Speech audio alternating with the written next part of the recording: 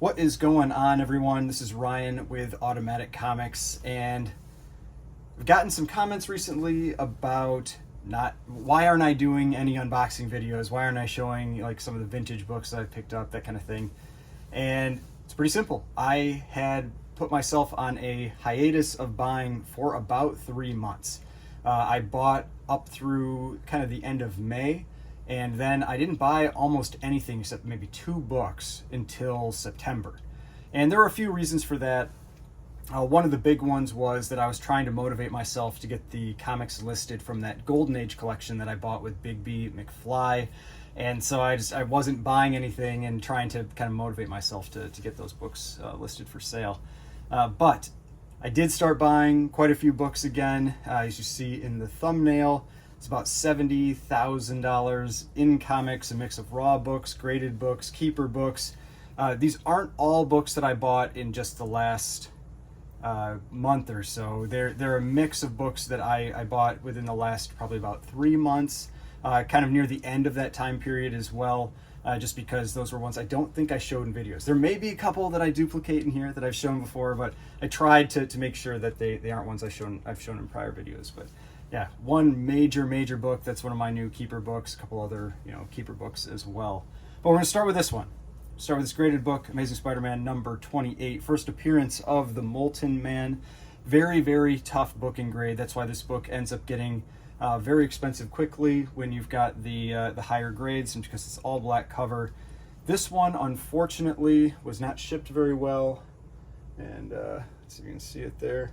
I got a big crack in the bottom down there, and lost some plastic. It definitely was not like that before, and but I bought a bunch of books with it. I didn't even bother reaching out to the seller to try to get it fixed. It was the only one that was damaged, and I'm just going to get it reholdered. Now, this is one of the books that I've been waiting for CGC to resolve all their issues, especially with Banana Gate and Bengate. That's the big problem, because this is this black cover and it will show bends. And so I don't want to have this book bending in the case. I also think it has the potential to maybe get a 7.5. I don't know if it could get an 8. So I'm thinking about getting it pressed and cleaned first before getting it regraded. But yeah, 7.0, nice grade for this book. Has some spine wear and stuff, but overall very nice book. And yeah, just tough to get in these higher grades with that all black cover. But all right, that's the first book. We'll do a mix of graded and raw throughout this, but I'm going to save the keepers, till the end, the biggest ones till the end. All right, now we're going to look at a bunch of detective comics that I picked up. Golden Age Detective Comics, that's one of the areas I've been talking about where I've been seeing a lot of strength in the comic market, and so I've been looking for them. And so I picked up quite a few. I'm going to start with this one right here. A lot of these are very low grade, like 0.5 to 1. But they still have pretty nice looking covers, and that's what's important to me for these, because just existing is pretty big with these books. So the first one here is Detective Comics number 49. Batman's fighting pirates for some reason. I don't know why, but the cover actually looks pretty clean for this one. I believe this one might be missing the centerfold, something like that. But yeah, Detective Comics 49, early 40s Batman. Definitely cool book to get. Then the next one here, we've got Detective Comics number 60, where Batman and Robin are fighting some bad guys, got Tommy gun, that kind of stuff. So always cool when you've got the criminals with the weapons and that kind of thing on the front cover. But again, lower grade book, Detective Comics number 60. Next one here, this is actually a pretty decent key. This is Detective Comics number 64. And this is the first appearance of the Boy Commandos. Also, I really like this cover. I think it's a great cover, really pops, awesome colors. But yeah, it is a full story of the Boy Commandos on the interior. I could actually even take this one out and show you that story. This one, it's still pretty low grade, but it is complete. It's between a 1 and a 1.5. The cover is split and detached. That's why I don't really mind handling it all that much. But here's that interior splash page. You can see the cover just, it's like I said, it's split and detached. There's that interior splash page, and a Joker story too on there, which is cool. But if we somewhere around the middle, I believe, for Boy Commandos. Yep, right here. So here is that that first appearance of the Boy Commandos, and it is a full story with them as well. So yeah, and this is just so you can see the, you know, like here's the detached back cover, here's that detached front cover. But book is all there, all complete, and with a detached front and back cover, split spine. I think this one, because there's also this paper loss in the edges, it's probably gonna, it would probably get a 1, but it would have the potential. It would have the potential at getting a 1.5. But yeah, one of the keys in the Detective Comics run for that, you know, the major characters that everybody still loves today, the Boy Commandos. All right, then we have Detective Comics number 75, where Batman is fighting the robber baron. Looks like a magician on the cover, but yeah, Detective Comics number 75. Again, that was one of the big things for me, was a lot of these lower grade books still had covers that presented pretty well. And that's one of the important things with the lower grade book like that. There are a couple that are worse, but this one still, you know, presents pretty well. And you know, these are very early, sub 100. So number 75. Then we've got, I've always thought this is a pretty cool cover. Detective Comics number 78. Just the black background, the way the, you know, the red Detective Comics pops on there, the Batman and Robin look pretty cool on there too. And this one also has that Boy Commandos appearance in it. But Detective Comics number 78. Then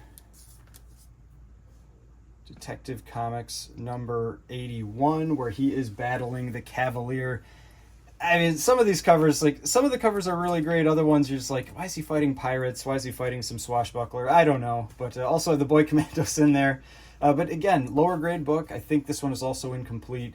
But it is, you know, a nice presenting cover. And so it's one of those that will, it's great, like run filler, or just, you know, to have that early copy of Detective Comics and the Batman stories that are inside. Typically the first story in here is the Batman story.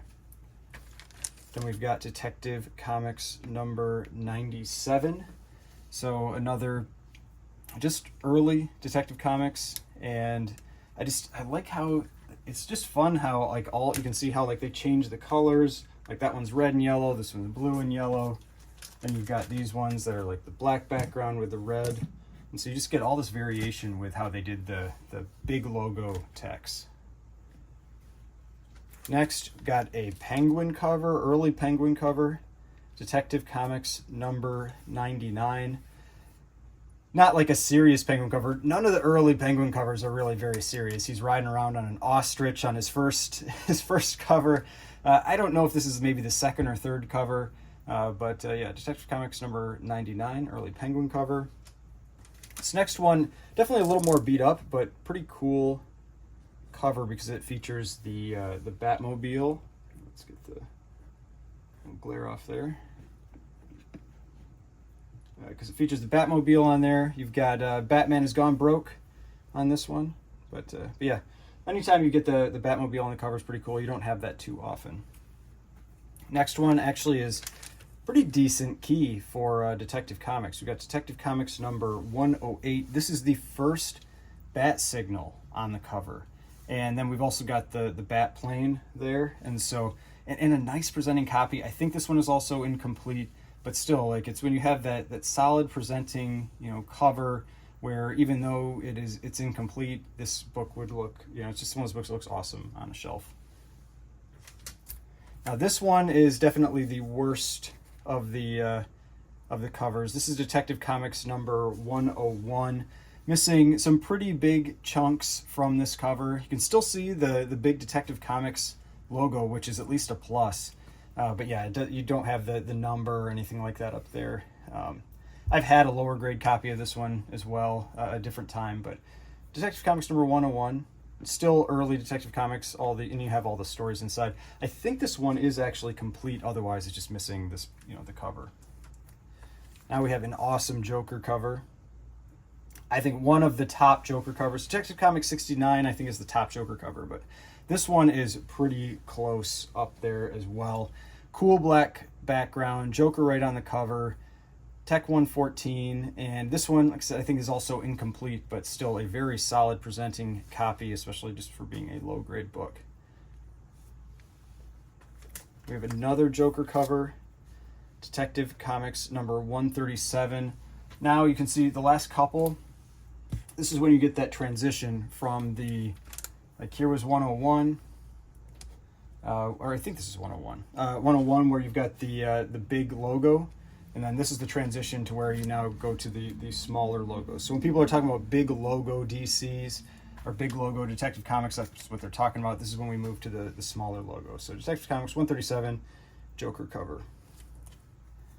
Next one here. Now this one was a little annoying. Detective Comics number 154. The issue is that the back cover was missing, but then when I checked the interior, which I always do, especially when it's a detached type cover or reattached cover, wrong interior on the inside. I can't remember what it is. It's like 166 or something. And so somebody taped on a 154 cover onto a 166 issue. Still a Golden Age Detective Comics, but yeah, that makes it's pretty harsh on the value when you have that. It's really just for pieces at that point. Still a pretty cool cover, you know, the kind of like a good girl cover, which you don't get too often with Batman. And same thing with this one here, Detective Comics number 157, another pretty uncommon kind of like good girl type cover, just Batman and Robin fighting on the cover with the the Gotham City's Police Women's Academy. Then we've got Detective Comics number 161.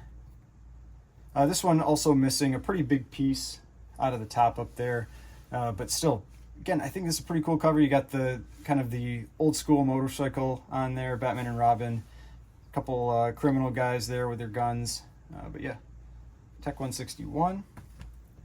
Then we've got another Penguin cover. This one was really fragile. I think almost every page, if not every page, was split, and the spine is split. But Detective Comics 171, Penguin, Bat Signal, Batman saving this woman. So overall, pretty cool cover, despite being everything split. It would probably grade a 0.5 with all those splits, even though it's complete and everything. But it was a definitely fragile book. Then the last Detective Comics, before we move on to some more books, we've got Detective Comics number 172, where, I mean, obviously not a major character, but pretty cool cover. You know, the flames, you've got the bat plane up there, you've got Batman, you know, swooping in for this guy. But yeah, Detective Comics number 172. All right. Now for a couple slabs before we move on back to some more raws. This is one I couldn't remember if I had shown this one previously or not. This is Junior Miss number 34, and the main thing with this one, now this is a timely issue, so 1949 timely, when it's kind of like a competition for Archie at this point, but the reason this one is particularly important is just that it is a white pages copy, and 7.5, at least last time I checked, was I think the single highest graded copy. There aren't many of them that are graded, but when you get one of these books from this time period, especially from timely and this type of grade, these books did not get stored well. They tend to be very, very low grade, and the 7.5 white pages is pretty impressive for this book. Then I really like this cover. I think it is one of the top Catwoman covers. This is Batman number 42. It is the first Catwoman cover in the Batman title. Her first cover, I believe, is Detective Comics 122. This one is a 4.0, and it is white pages. This book is, presentation-wise, is incredible. The only reason it got a 4.0 and not probably like a 6.5 is it has 2 hole punches through the book, one at the top and one at the bottom. When I've seen, I think 3 hole punches, the highest grade I've ever seen is a 3.5. This one has 2, and it got a 4.0. But I mean, just a incredible presenting copy of this book. So yeah, I thought this was a cool one. I pick that one up whenever I feel like I see it for a pretty reasonable price, because I really like that cover.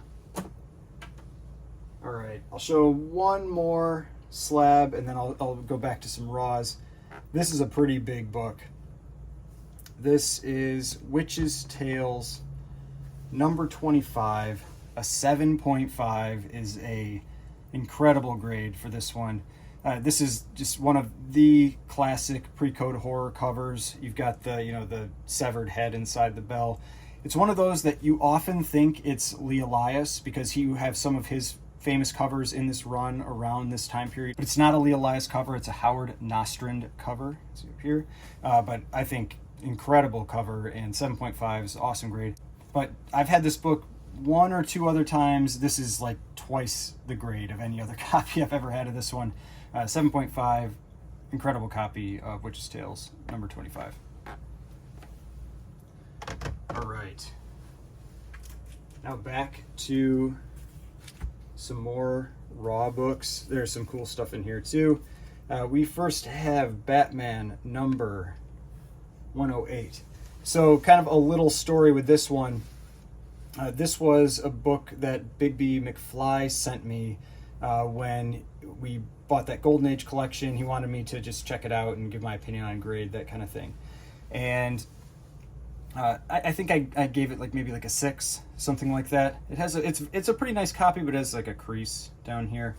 But I ended up buying this from him, and recently, and if you've watched his channel, you know this already, I ended up buying him out of the Golden Age collection. It was something that it worked out well for him. He was picking up, or trying to pick up, a very big Silver Age Grail. I'd recommend going over and checking out his channel if you want to see what book he ended up picking up. And so he was looking for some cash to help pick up that Grail, and I just felt like it was challenging dealing with selling the books and then having to plan around splitting off how the profit would go, because as I was going through the Golden Age collection, I realized I probably wasn't going to hit break even until maybe 3 years, and so he wouldn't see any money until 3 years in.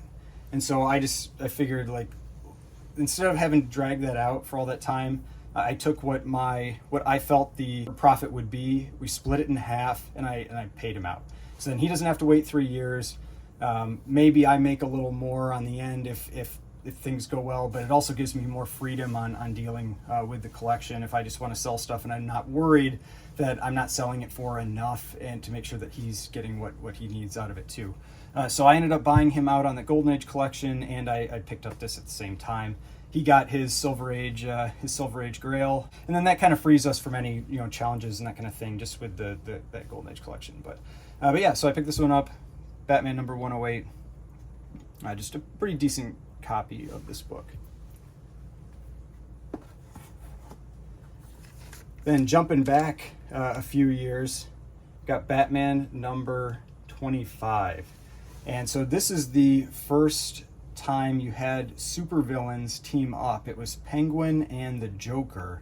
Also, really cool cover. It's a lower grade book. I'll take this one out too, just so you can see that Penguin and Joker team up, because it's actually the very first story in here. So it's right in that opening splash page.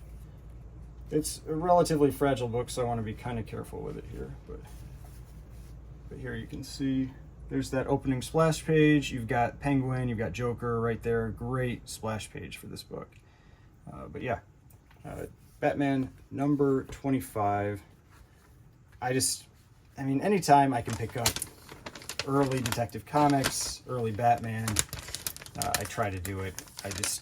Like I said, I've noticed that Detective Comics have been doing better than the Batman books.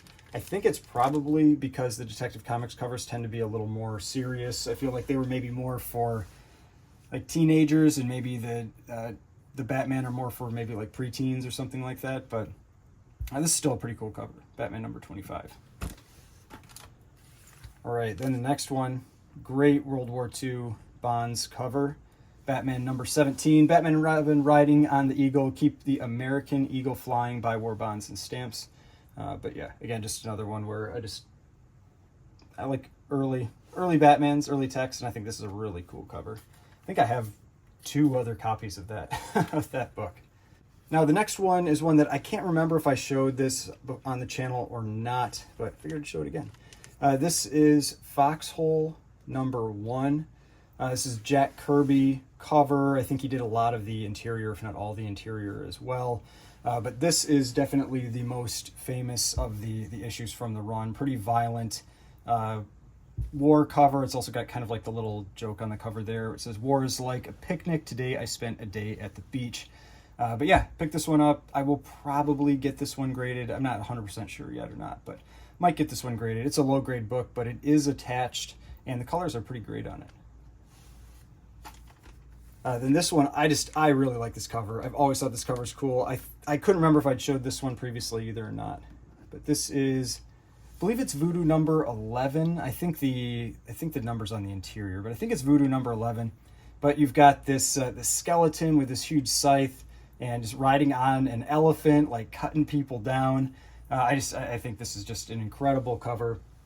It's got one of those bonnet store stamps. I talked about those in a prior video. These are those big stamps where this type of stamp can affect the grade versus like date stamps, which are really small that really won't.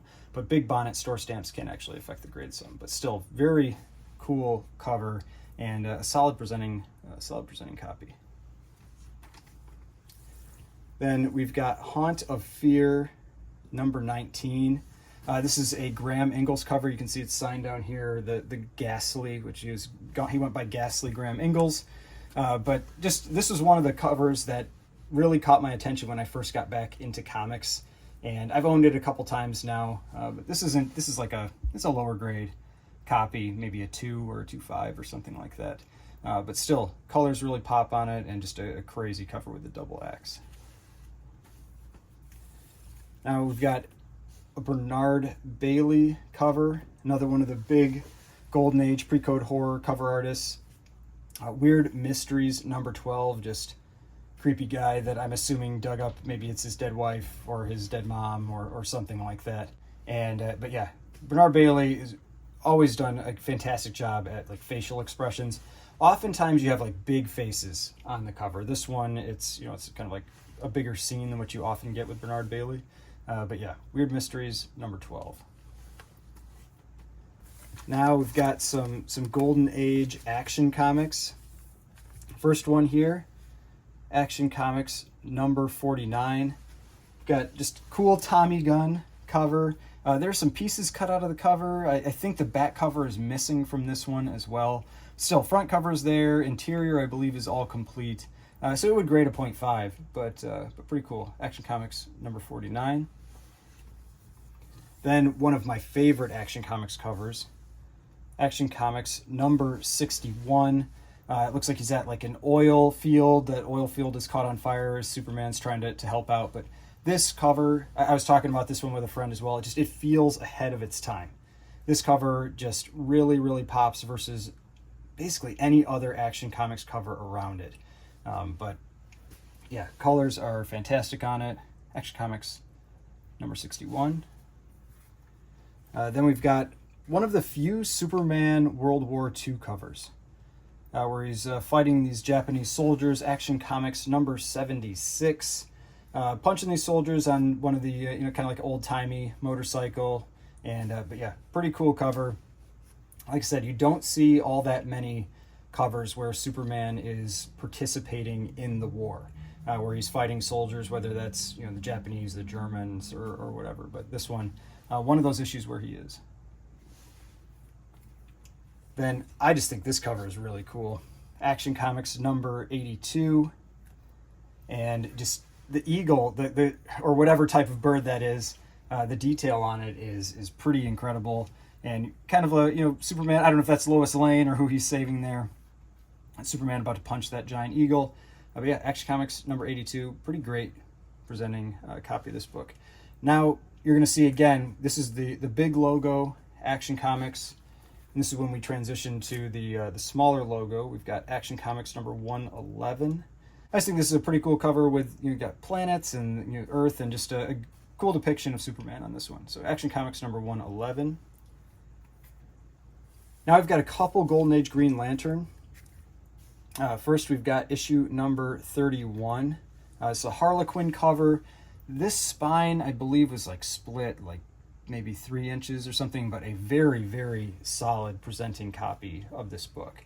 And just a relatively popular cover because it's got, call it like the Golden Age Harley Quinn almost, but it's a character called Harlequin, where it's actually spelled correctly, not Harley Quinn, which is a play on the word. And then the last raw book before I get to the rest of the graded ones. This is actually one of the books that I'm planning as like a keeper book. This is Green Lantern number 28.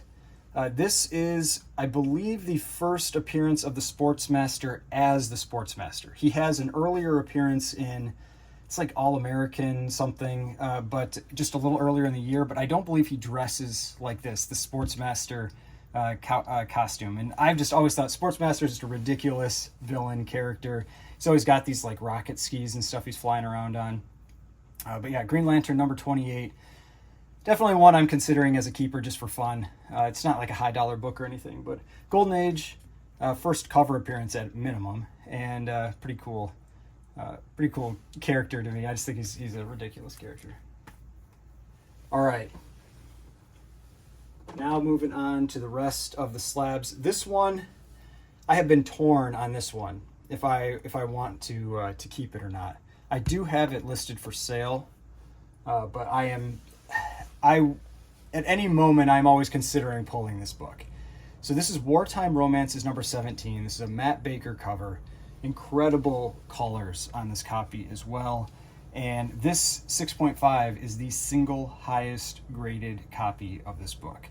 And you often see that with these romance type books from St. John Publications, that like a 6 to a 7 is often the highest graded copy that's out there. There were a couple really big Baker sales on Comic Connect this last week. There was like an 8.5 of Cinderella Love 25 and a 9.0 of Cinderella Love like 17 or something like that. The 25 sold for like 17,000. The other one, the 17, sold for like 40,000. And so single highest graded is a big deal on its own. Those ones especially because they were such high grades, like a 9 and an 8.5. But yeah, I think this is one of the coolest covers he did. You've got the really seductive look with the woman on the cover there.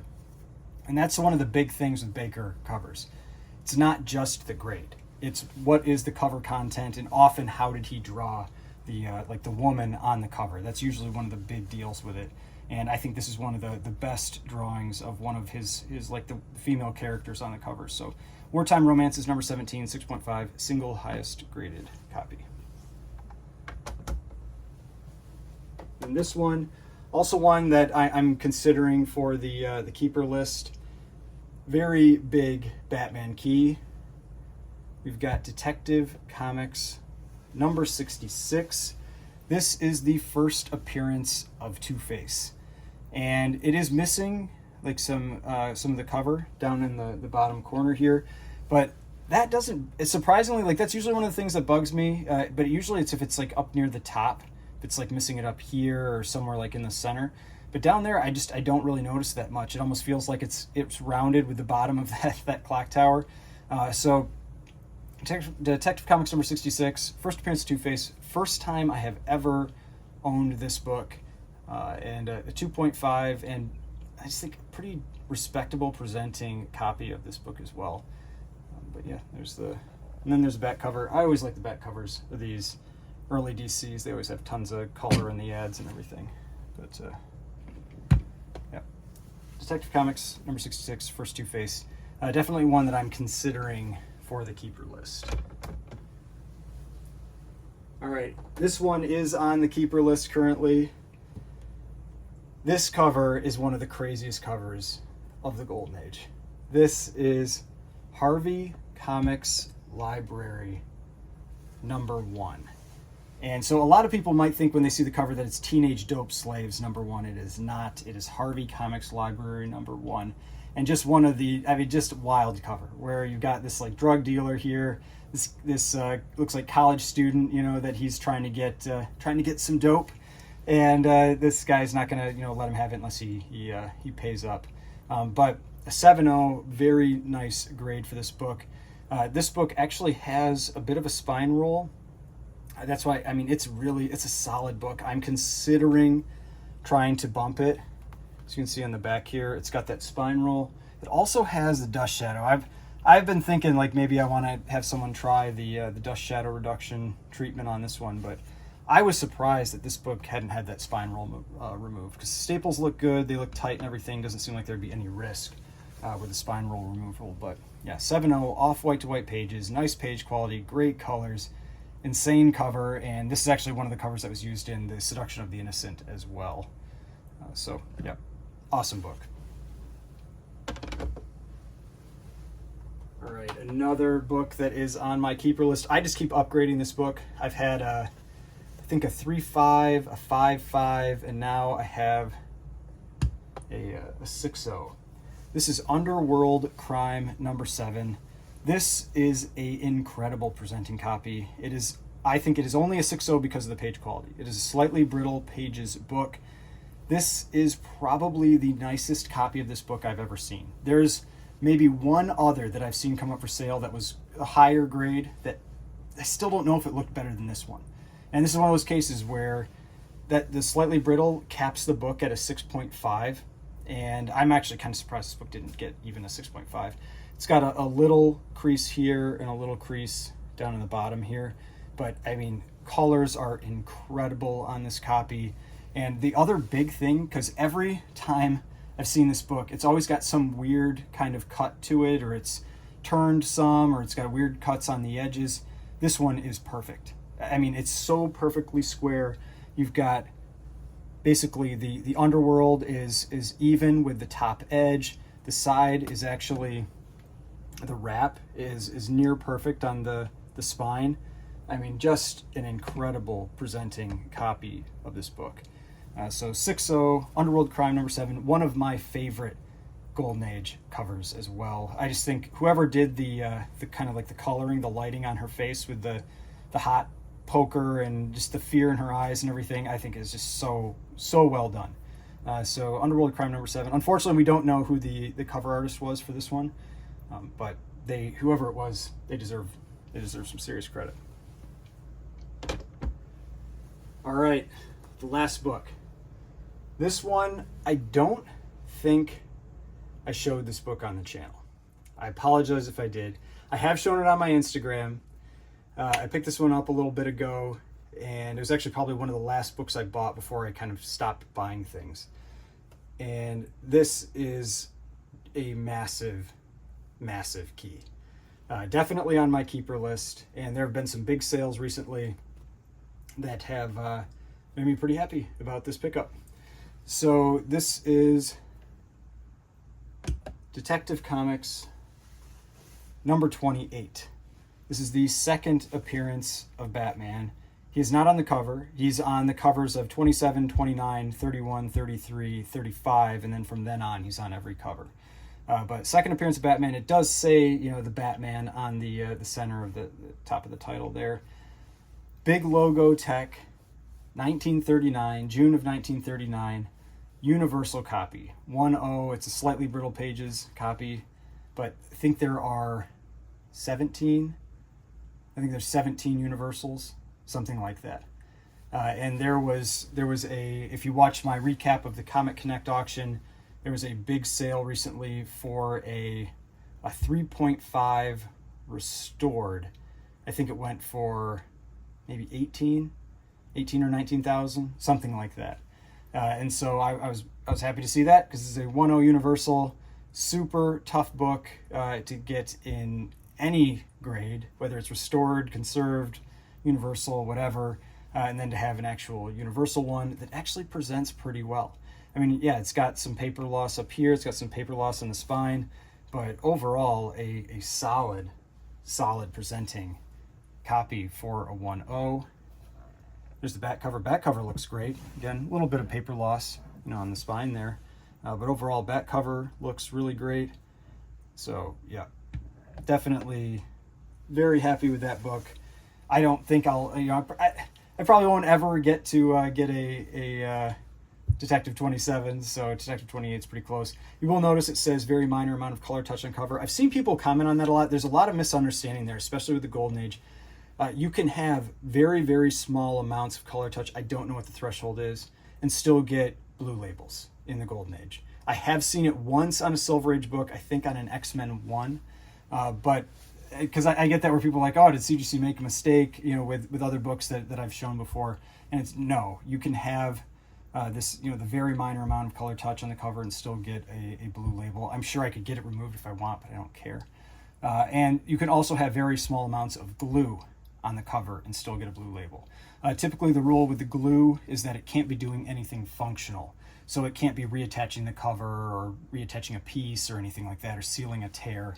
It just has to usually be, it's like old glue that's still stuck there. But yeah, this is one of my top pickups for the entire year, if not my top pickup for the entire year. Detective Comics, number 28, June 1939, second appearance of Batman. But those are all the books. Like I said, I know I've had some people asking why I hadn't shown anything for a while, and so I thought, do it all at once. I'll show everything at once, a bunch of raw books, a bunch of graded books, some keeper books. I actually did buy another keeper book recently that should hopefully be getting here maybe in like a week or so. Who knows how long it'll take. But yeah, hopefully you enjoyed this. If you did, please hit that like button, subscribe button, notification bell. Let me know if you picked up anything recently, any cool new books for yourself, keeper books, that kind of stuff. And I will see you on the next video.